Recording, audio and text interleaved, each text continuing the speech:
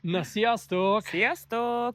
Újra itt vagyunk, egy mozgalmas nap után, még mindig takarítjuk Saci kégliét, kertészkedünk. Ami ott van egyébként, nem látjátok a videón, de 10 méterre vagyunk tőle kb. Igen. És egy játszótéren. Miért vagyunk játszótéren, igen, Sacikám? úgy döntöttünk, hogy megpihenünk egy picit. Amellett, hogy kurvára nyomja a seg.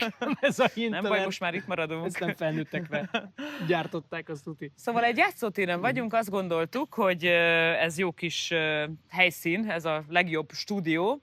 Most ahhoz, amiről szeretnénk egy picit beszélgetni egymással, meg veletek is. Illetve nagyon sok kérdés érkezett azzal kapcsolatban, hogy milyen is külföldre költözni gyerekekkel, kisebbekkel, nagyobbakkal, közepesekkel.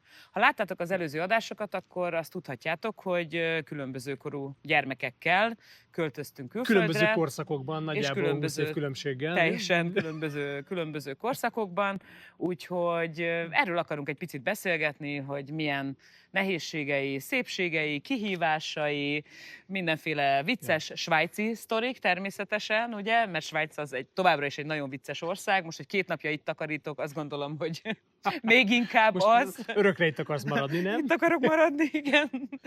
Megtaláltam az életcélomat. Úgyhogy ez a mai téma, és tartsatok velünk. Igen, az előző részek egyikéből kiderült, ugye, amit majd be fogunk linkelni oda, és meg tudjátok nézni, hogy milyen volt Svájcba költözni. De most ugye a másik oldalon vagyok, éppen a Svájcban való kiköltözésnél tartunk, amelyről szintén forgattunk egy epizódot, azt is majd ott láthatjátok. De a gyerekekre visszatérve, ugye ez egy 2 és 4 éves gyerekekkel elköltözni egy idegen országba, amelynek a nyelvét nem beszélik, rejteget kihívásokat mindenképpen.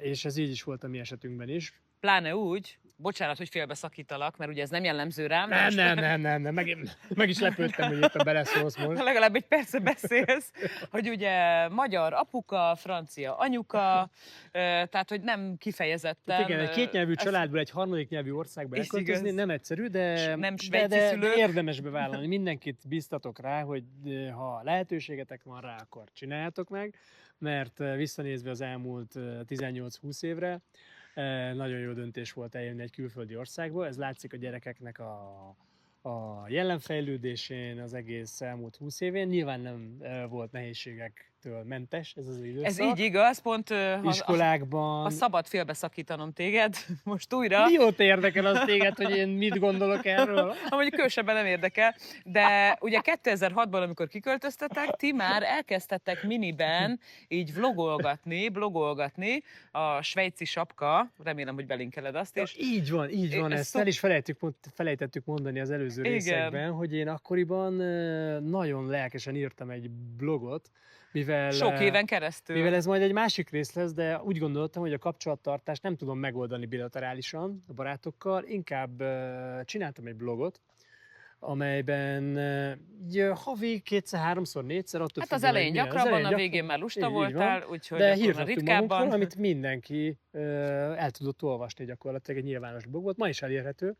Én sem olvastam körülbelül 10 éve, és most most elkezdtük olvasgatni, ötletelgetni. Tehát visszatérve arra, hogy milyen szépségei vannak a kisgyerekekkel megérkezni Svájcban, hogyha akartok vicces sztorikat olvasni, akkor azt ott megtehetitek. Úgyhogy azért voltak vicces, tényleg igazán vicces és nehezebb jelenetek is az életetekben. Kisgyerekekkel egyébként, hogyha mondjuk egy francia-magyar gyökerekről indulunk, és Svájcban landolsz, az egy eléggé más kultúrközeg, azt kell, hogy mondjam. Tehát az iskolában ugye a gyerekeknek van egy ilyen elég erős, poroszos oktatási rendszerük. Én azt gondolom, hogy nagyjából így objektumnak tekintik itt a gyerekeket a svájci iskolarendszerben, és nem igazán nézik az egyéniségüket. Tehát ha kilógnak a boxból, a kis dobozból, akkor szankciókra számíthatnak, és nekünk is volt egy csomó ilyen sztorink, amikor... Azt nem is hiszem el. Ismerve a fiaidat, ugye... Ugye nem voltak aktívak, nem voltak pörgősek. Én csak ilyen kis pici Tarzan gyerekeknek hívtam őket, amikor találkoztunk, az én 3 pici gyerekem, meg az ő 2 pici gyereke, és az enyémeken mindig volt valami sérülés után, egy ilyen szülinapi parti után, szerintem... De nem voltak veszélyesek. Nem voltak. Ez tök vicces volt. Szóval az elevenség nem jött át. Szóval totál beleillenek egy ilyen kis svájci igen, majd belinkelek van egy nagyon jó kis szeptemberben. Levelezésem, emlékszel a levelezésre, amit 2000, nem tudom mikor, 10 párban követtem el az egyik iskolával, amikor a Matyászt nem akarták elvinni osztálykirándulásra, mert éppen rosszul viselkedett az osztályban. Ja, és, az komoly volt. Aztán végül elment, de a sztorit láthatjátok majd a Ja, svájci de azért Herr Papa ott megírta Ja, magáét rendesen. Kiírtam magamból a úgyhogy... frusztrációimat a rendszerrel kapcsolatban, de hát mindazonáltal mi voltunk itt bevándorlók, mi voltunk itt migránsok, és hát nekünk kell alkalmazkodni a rendszerhez, ami nem mindig sikerült. De hogy volt nálatok egyébként? Ugye a pici gyerekekkel ugye mi belenőttünk ebbe a rendszerbe, és folyamatosan adaptálódtunk. Így igaz. Nálam a hosszú évek során nektek van egy rövidebb sztoritok. Igen, tehát nálam az egész sztori ugye rövidebb, mert még alig harmadik éve élek. De mire kell figyelni, hogyha valaki mondjuk kamasz gyerekekkel, vagy már hát az enyémeket már nem lehetett azért akkor kamaszoknak nevezni, tehát a felnőtt fiam, ahogy az előző adásokban mondtam. Kamasz vagy még. Jó, hát én kamasz vagyok, de ők már kicsit komolyabban veszik az életet. Ja, a Gen Z az más.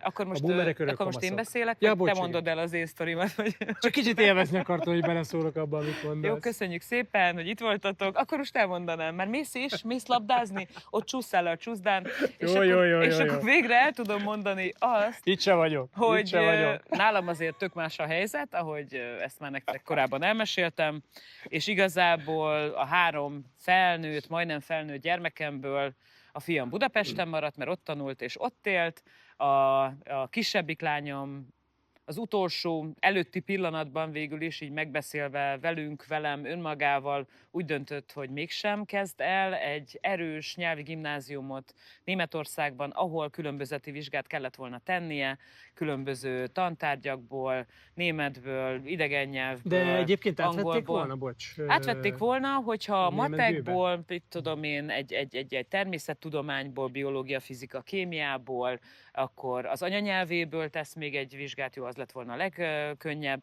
németből, angolból és történelemből németül letesz egy különbözeti vizsgát, akkor a 10. osztály végén átvették volna a 11-be Németországba. Tehát valaki ma úgy dönt, hogy Németországba akar menni. Hát ha valaki úgy dönt, hogy nem akármilyen iskolába akar menni, igen, hanem amit mi szerettünk volna, hogy a nyelvi gimnáziumba menjen, ott azért elég komoly különbözeti felvételi vizsgát kell tenni, aminek megkaptuk azért úgy az anyagát, meg is néztük, és annak ellenére, hogy Réka intenzíven tanulta a németet a Szegedi Nyelvi Gimnáziumban, de ez mégis más szint, mint ahogy egy tantárgyból, mi ugye 2 tannyelvű gimibe jártunk, tehát azért tudjuk, hogy ez hogy sikerül, miként sikerül, van akinek 3-as érettségivel, valakinek kitűnő érettségivel.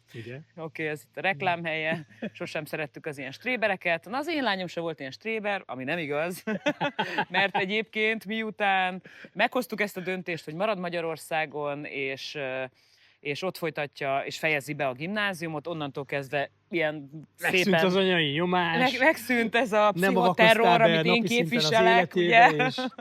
És kitűnőre érettségizett, és szuper eredményekkel megérkezett. Erre rájöttél volna 5 évvel ezelőtt is. Igen, hamarabb kellett volna. Én mindig mondtam neki, hogy lehet, hogy hamarabb kellett volna nekem dobbantanom. Ti egyébként mennyire engeditek szabadjára a gyerekeiteket? Ilyen anyatigrisek vagytok, mint a Gabi, hát vagy ilyen laza stílusúak, mint én. Csak bizonyos fokig vagyok anyatigris. Szeretem, hogyha az van, amit én mondok, ugye srácok? De egyébként szabadság van, szabadság, szerelem. Én mindig azt mondtam a gyerekeimnek, hogy demokráciában élünk, úgyhogy, de mindenkinek tudnia kell élni a demokráciával, úgyhogy meg ezzel a nagy... Demokrácia, de a szabályokat én alkotom, kész. Igen, de én vagyok a fő guru a csapatban. Úgyhogy nálunk tulajdonképpen ez az iskolába való felvételi vagy integrálódás, az egy picit később kezdődött el, mert a középső lányom jött ugye velem Németországba, aki már előzetesen, így definitív elhatározta, hogy ő szeretne egy ilyen gap year-t, tehát egy évet kihagyni az érettségi és az egyetem között, és ő már akkor elhatározta, hogy valószínűleg nem Németországban szeretne tanulni tovább egyetemen, hanem Hollandiában, úgyhogy ő élt velem, megtanult németül, majd pedig ő is ilyen nagyutazó, meg kis kalandor, csavargó, úgyhogy elment egy pár hónapra Ausztráliát fölfedezni, ahol dolgozott, itt-ott, majd utána hazajött, és Bocsi, addigra... az volt az első ilyen nagyobb távoli külföldi útja egyedül? Egyedül, ez volt igazából, hát igen, ez volt. Volt már előtte Franciaországban 2 hétig babysitterkedni, Ez egy amikor 3 elrepült. hónapos út De volt a ez világ egy 3 másik hónapos, végére. ez pontosan 3 hónapos út volt Ausztráliában, ami felejthetetlen volt. Remélem, hogy majd a sorozatban vele is tudunk beszélgetni, és ő is el tudja mesélni. Biztos, már meghívtuk egyébként. Igen, ő is tud már róla. Reméljük. És elmesélheti a németországi, a hollandiai, majd az Erasmus ösztöndíját Spanyolországban, majd vissza Hollandiába és a további terveit, tehát ő is eléggé expat Gen Z, nem expat boomer, hanem expat Gen Z. Ők már az expat Gen Z Jön-megy a világba, igen. És a kisebbik lányom érettségi után megérkezett Németországba, ahol szeretett volna egyből egyetemre menni, Nürnbergben, az egyetemen szeretett volna International Business-t tanulni angol nyelven, és hát most ott lehet, hogy nekünk is volt azért egy pici figyelmetlenségünk a dologban, vagy annyiféle szabály van, amit kicsit későn néztük meg, tehát a döntés után néztük meg, hogy mik a feltételek a Nürnbergi Egyetemre, és valamilyen oknál fogva a Nürnbergi Egyetemre az International Business szakra, hogyha angolul szeretnéd tanulni, tehát nem németül, hanem angolul szeretnéd tanulni, akkor emelt szintű matematikai érettségi kellett volna. Ez a Welcome to Germany. Ez a Welcome to Germany, ez package. igen, tehát ez nekünk is jól esett, miután kitűnőre érettségizett a kis csaj, tényleg a német emelt, angol emelt tárgyakkal együtt, ennek ellenére nem jutott be az angol nyelvű International Tehát ha bármit Business akarsz szakra. csinálni Németországban, igazából neked nagyon utána kell nézni, hogy mik a Hát utána szabályok, kell nézni, a igen, és ezt nem is gondoltuk volna. Egy éves halasztásba például. Mivel előtte mert Annának a valakinek felvételi az annyira zökkenőmentesen és problémamentesen ment, hogy erre nem is gondoltunk, hogy egy kitűnő érettségi bizonyítványnál ez probléma lehet, hogy nem emelt szintű a matematika. És utána később kiderült, hogy csak az angol nyelven tanult szakokra kell az emelt szintű matek, hogyha németül szeretnél bizniszt tanulni, mint ahogy ő most teszi, tehát ő most keresztfél évben elkezdte Münchenben a főiskolát, de valószínűleg ő is megy tovább Hollandiába, mert nagyon tetszik neki az, amit tapasztal Hollandiából a nővére által, illetve neki is vannak holland barátai, félig francia, félig holland barátai, úgyhogy most kipróbálja a müncheni egyetemi életet egy picit, és oda például nem kellett emelt szintű matek érettségi. Tehát mindenképpen azt javaslom, hogyha külföldön szeretnétek tanulni, mondjuk magasabb szinten, tehát a giminél is természetesen rengeteg előírás van, amit meg kell nézzetek, de az egyetemeknél rendkívül nagy különbségek vannak, hogy melyik egyetemen mi az előírás, mi a követelmény, úgyhogy ezt előzetesen, alaposan át kell tanulmányozni. Igen, csak kisebb gyerekekkel mentek, akkor pedig nyilván adott az iskolakötelezettség. Tehát ott, ha elköltöztek egy ország, mint Svájcba, ott kötelesek fölmenni a helyi iskolákba benneteket, de ha esetleg angol nyelven, más nyelven, franciául szeretnétek tanítatni a gyerekeket, megvannak a megfelelő drága magániskolák, mindenképpen lehetőség adott, bármilyen iskolát szeretnétek választani, és minél jobb jövőképet nyújtani a gyerekeiteknek. Szóval ez egy jó kis challenge, gyerekekkel menni. Tehát magadnak meghozni a döntést, hogy na, akkor most moccanunk, ahogy te szoktad mondani, moccanunk külföldre, de még a gyerekeket rábeszélni, kiskorú, nagykorú, középkorú, közepesek. Nem evidens történet, nyilván. Nekem vannak olyan barátaim, akik kipróbáltak fél évet élni külföldön, történetesen Spanyolországban, és gyerekek gyakorlatilag menekültek onnan haza. Igen? Mert nem sikerült, vagy nem akartak beilleszkedni, de ők ott kamasz gyerekekkel mentek. Nekem is vannak ilyen ismerőseim Magyarországról. Ez nehezebb. Akik megpróbálták, kimentek 1-2-3 gyerekkel, elkezdték az iskolát, de igazából, mivel már úgy kamaszodtak a gyermekek, úgy döntöttek, hogy mégis hazatérnek Magyarországra. Tehát erre nincs konkrét recept. Próba szerencse, ki kell próbálni. Mindenkinek, ugye én 20 év tapasztalata hátam mögött mindenkinek Szeretetteljesen tanácsolom és javaslom, hogy próbáljanak szerencsét külföldön. Visszaút mindig van, én ezt még nem találtam meg, és nem is hiszem, És én azt gondolom, hogy megfogom, otthon mert- is megvannak a nehézségek, tehát hogy ismerjük, tehát nekem is azért mindhárom gyerekem otthon járt sok-sok évet iskolába, úgyhogy azért ott is megvannak a funny sztorik, azt gondolom, egy iskola választásnál, iskola váltásnál, osztályoknál, tanároknál, osztályfőnököknél, úgyhogy biztos, hogy egy más országban azért ez egy kicsit nehezebb feladat. Így van, és azért kíváncsiak lennénk más országból származó történetekre is, hogyha esetleg valaki az Egyesült Királyságba, Angliába költözött gyerekekkel, ugye sok százezer magyar él ott, vagy az Egyesült Államokban, más országokban kötöttetek ki. Létszik, kommenteljetek, vagy jelentkezzetek nálunk, és osszátok meg a történeteiteket, és mindenek előtt iratkozzatok föl a csatornára, és Mindenképpen. lájkoljátok ezt a videót. És nézzétek a svájci sapkát, És a olvassátok. svájci sapkát pedig olvassátok el. Azt, Jó. a videó leírásában ott van a kommentek között, nem, a videó leírásában van, nem a kommentek között. Meg vagy? Sikerült? Várj, Meg még egyszer fuss el neki. Ne, elég volt. Na jó Szerintem van, átment az üzenet.